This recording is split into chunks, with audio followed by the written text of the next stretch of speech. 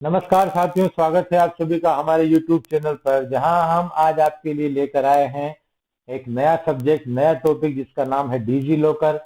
आज हम आपके माध्यम से ये आपको बताना चाहते हैं कि सभी विद्यार्थियों तक इस इंफॉर्मेशन को आप पहुंचाएं कि डिजी लॉकर क्या है। डिजी लॉकर के बारे में आप उन सबको, सब बच्चे जो आपके विद्यालय में अध्ययनरत है, उनको डिजी लॉकर का महत्व बताएं और डिजी लॉकर किस तरह से आगे इन फ्यूचर उनको उनके लिए उपयोगी होने वाला है। तो तमाम जानकारी के लिए आज हम आपके लिए ये वीडियो लेकर आए हैं, ताकि हम हर बच्चे तक डिजी लॉकर की जानकारी पहुंचा सकें आपके माध्यम से। तो जैसा कि व्यू डाइस प्लस पोर्टल पर विद्यालय के द्वारा अपार आईडी जनरेट किया जा रहा है, तो अपार आईडी का प्रिंट फॉर्मेट भी आपको डिजी लॉकर पर ही उपलब्ध होगा। अपार आईडी का आप प्रिंट आउट डिजी लॉकर से ही निकाल पाएंगे। विद्यार्थियों के लिए ही नहीं, बल्कि आप लोगों के लिए भी ये उतना ही महत्वपूर्ण है जितना कि विद्यार्थियों के लिए है। आम नागरिक भी इस सर्विस का उपयोग कर सकते हैं, इस सुविधा का उपयोग कर सकते हैं। डिजी लॉकर पर उन तमाम डॉक्यूमेंट को आप सेव रख सकते हैं जिन डॉक्यूमेंट को किसी भी विभाग के द्वारा आपकी आईडी के रूप में जनरेट किया गया है। यहाँ हम बात करते हैं आधार कार्ड की, ड्राइविंग लाइसेंस का, पैन कार्ड का और अन्य शैक्षणिक योग्यताओं के लिए जो भी आपके लिए मार्कशीट है, डिग्री है, उन सभी को यहाँ पर डिजी लॉकर पर आप अटैच कर सकते हैं और डिजिटल फॉर्म में उसको सेव रख सकते हैं। तो किस तरह से डिजी लॉकर काम करता है, किस तरह से वो आगे आपके लिए उपयोगी होगा, उसकी संपूर्ण जानकारी हम आपको देने वाले हैं इस वीडियो में। और आशा करेंगे कि वह जानकारी जो आप यहाँ से प्राप्त करेंगे, उन डिजी लॉकर के बारे में आप विद्यालय में अध्ययनरत उन सभी बालक बालिकाओं तक पहुँचाएंगे जो आपके विद्यालय में, संस्थान में पढ़ते हैं। तो गाइज, अगर आप हमारे चैनल पर नए हैं तो सब्सक्राइब कर लीजिए चैनल को, ताकि आपको आने वाले हमारे हर वीडियो की जानकारी समय पर मिल सके। देन यू डिजी लॉकर क्या है, उसका महत्व क्या है, हम आपको बताते हैं कि हम, जैसा कि नाम से ही समझ आ जाता है गाइज, कि भारत सरकार के सूचना एवं प्रौद्योगिकी मंत्रालय द्वारा लॉन्च की गई एक सुविधा है, जो कि एक एप्लीकेशन है जिसको मोबाइल में प्ले स्टोर से लोड किया जा सकता है, जहां आपको अपने जरूरी दस्तावेज, education marksheet, degree, Aadhaar card, PAN card, driving licence, वाहन के दस्तावेज, आरसी वगैरह, जिन्हें हम अपने पास इस डिजिटल रूप में सेव रख सकते हैं एवं जहां भी जरूरत हो ये कॉपी दिखा सकते हैं। डिजी लॉकर पर सेव रखी हुई चीज या सेव डॉक्यूमेंट आपका ओरिजिनल माना जाएगा। डिजी लॉकर आईडी बनाने के लिए निम्न जानकारी आपके पास होनी चाहिए। डिजी लॉकर पर एक आईडी आपको क्रिएट करना पड़ता है, उसके लिए एक आपके पास आधार नंबर होना आवश्यक है, एक मोबाइल नंबर जो आपके आधार से जुड़ा होना आवश्यक है, ईमेल आईडी आपके पास प्रॉपर होना चाहिए, ताकि आप जब लोग डिजी लॉकर पर लॉगिन करेंगे तो आपको एक ईमेल आईडी के थ्रू लॉगिन करना है, तो वहां से आपको ईमेल आईडी आपके पास होना चाहिए। अगर आप बच्चों का डिजी लॉकर पर आईडी क्रिएट कर रहे हैं तो आप उन बच्चों का पहले ईमेल आईडी क्रिएट कर लीजिए, तभी तभी जाके आप उनका आगे डॉक्यूमेंट को ऐड करने का प्रोसेस करें, क्योंकि इन फ्यूचर उन्हीं को उसी मेल आईडी से आगे लॉगिन करना है डिजी लॉकर पर। जैसा कि गाइज यहाँ देख सकते हैं आपकी Indian railway accept digi locker as valid ID. Digi locker पर रखे हुए डॉक्यूमेंट को इंडियन रेलवे भी एक्सेप्ट करता है। जहाँ रिजर्वेशन के दौरान आप आईडी प्रूफ मांगा जाता है, तो आप डिजी लॉकर पर जो आपके पास सॉफ्ट कॉपी में, अपने मोबाइल में आपके पास जो कॉपी है, आप उसको आइडेंटिटी के रूप में दिखा सकते हैं और वो वैलिड मानी जाती है। यहाँ पर हम airport entry get more easier now, airport पर डिपार्टमेंट द्वारा जो भी आपको डॉक्यूमेंट इश्यू किए जाते हैं, उनको भी आप यहाँ पर सेव रख सकते हैं। वो डॉक्यूमेंट भी एयरपोर्ट पर मान्य होते हैं गाइज। यहाँ हम बता दें कि your document any time anywhere, यहाँ पर भी आप रहें वहाँ आपके डॉक्यूमेंट आपके साथ रहेंगे इस एप्लीकेशन के थ्रू, और जब भी आपको जरूरत पड़े वहां से आप इनका प्रिंट आउट या डिजिटल फॉर्म में आप इनको किसी को भी जहाँ आपको जरूरत पड़े दिखा सकते हैं। आपके डॉक्यूमेंट यहाँ पर हमेशा आपके साथ रहने वाला है। जब भी आप किसी वैकेंसी के लिए फॉर्म भरते हैं तो आप वहां पर भी डिजी लॉकर से उन डॉक्यूमेंट्स को अटैच कर सकते हैं। आपको किसी प्रकार का स्कैन वगैरह करने का कोई जरूरत नहीं है। किस तरह से डॉक्यूमेंट इस पर अटैच होंगे, सारी जानकारी इस वीडियो में मिलने वाली है आपको। Now drive hassle 3 with DigiLocker. DigiLocker पर रखा हुआ आपका ड्राइविंग लाइसेंस है, आपके वाहन का रजिस्ट्रेशन है।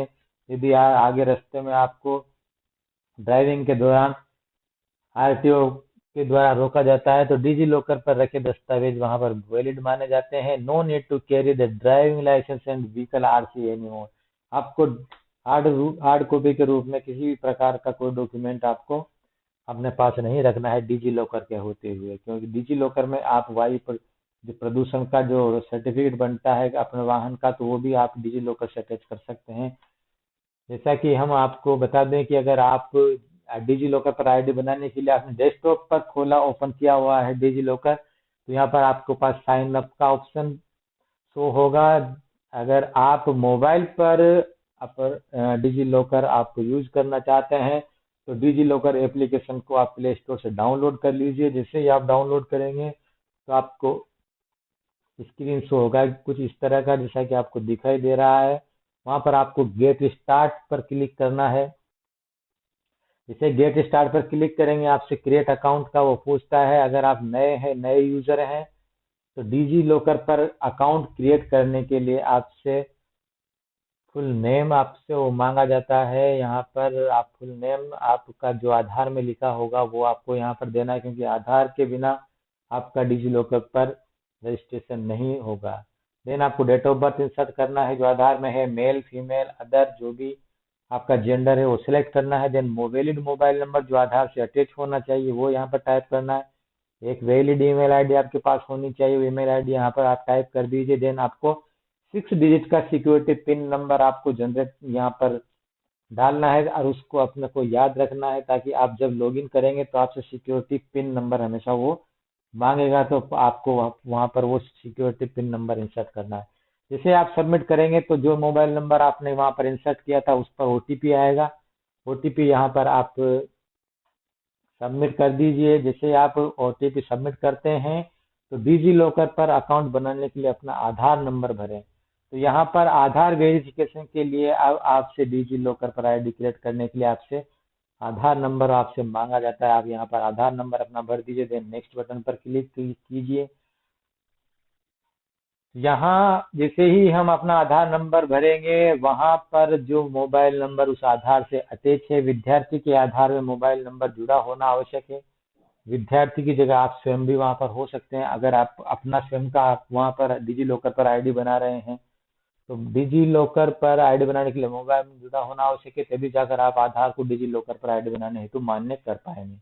तो आईडी जैसा ओटीपी आप प्राप्त करते हैं, ओटीपी आप यहाँ पर इंसर्ट कर दीजिए। देन को आपको सबमिट बटन पर क्लिक करते हैं। जैसे ही आपका आईडी क्रिएट हो जाता है और became part of academic bank of credit, जिसका नाम अभी हम वर्तमान में अपार जिसको बोल रहे हैं वो यही एबीसी आईडी।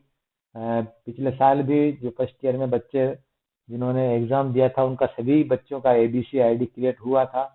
आज हम उसको अपार आईडी के नाम से जान रहे हैं। और यहाँ पर जैसे हम गेट नाउ पे क्लिक करेंगे तो जैसा कि आपसे स्क्रीन पर दिखाई दिया शो हो रहा है कि create user name for your account. तो आप यहाँ पर अपने अकाउंट का जो आपने डिजी लॉकर पर आईडी बनाई है उसका यूजर क्रिएट कर लीजिए, जिस नाम से आप आगे उसको लॉगिन करना चाहते हैं। और लॉगिन आप यहाँ पर नाम यहाँ पर सेलेक्ट कर लीजिए, जो भी आप उसको नाम को आप जो देंगे उसको आपको सेव रखना है, याद रखना है।